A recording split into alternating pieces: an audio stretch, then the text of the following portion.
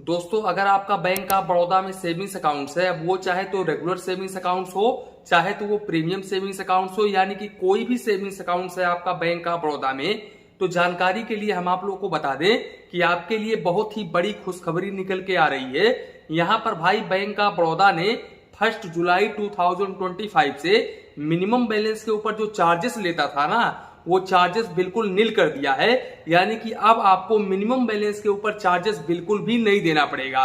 अब ऐसा नहीं है, यहाँ पर काफी सारे लोग ये सोच रहे होंगे कि भाई यहाँ पर बैंक ऑफ बड़ौदा ने मिनिमम बैलेंस चार्जेस नील कर दिया है, तो क्या अब हम अपने सेविंग्स अकाउंट्स में मिनिमम बैलेंस रखें या फिर ना रखें।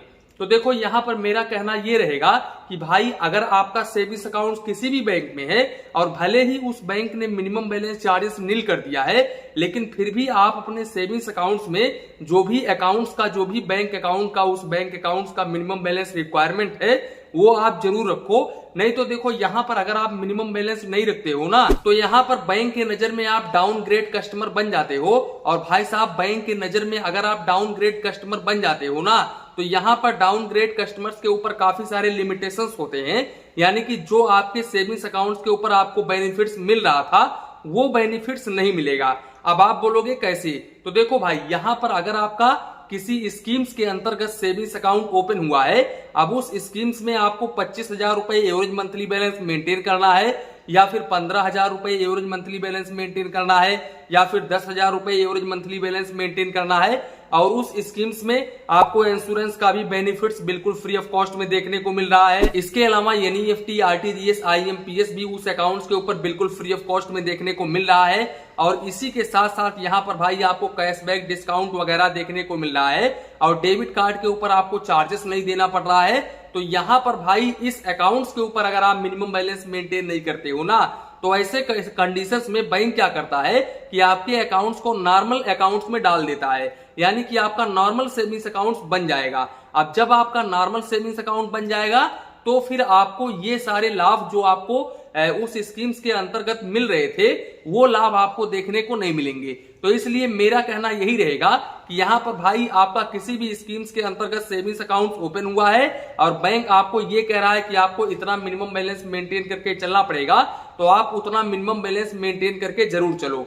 हाँ, यहाँ पर जिनका रेगुलर सेविंग्स अकाउंट्स है उनके लिए खुशखबरी है, क्योंकि भाई जिनका रेगुलर सेविंग्स अकाउंट्स है उनको तो खैर यहाँ पर बेनिफिट्स तो कुछ भी देखने को नहीं मिलता है, सारे के सारे चार्जेस नॉर्मल ही होते हैं। तो यहाँ पर उनके लिए फायदा है कि भाई मिनिमम बैलेंस चार्जेस बिल्कुल नील कर दिया है बैंक ऑफ बड़ौदा ने, तो ये काफी अच्छी बात है। वैसे मैं आप लोगों को बता दूं कि बैंक ऑफ बड़ौदा भी यहाँ पर काफी अच्छा बैंक है, और भाई इनका मोबाइल बैंकिंग एप्लीकेशंस भी काफी ज्यादा शानदार होता है। तो भाई अब यहाँ पर आप बैंक ऑफ बड़ौदा में अपना एक रेगुलर सेविंग्स अकाउंट ओपन करवा सकते हो। अब आपको यहाँ पर मिनिमम बैलेंस के ऊपर चार्जेस कुछ भी नहीं देना पड़ेगा।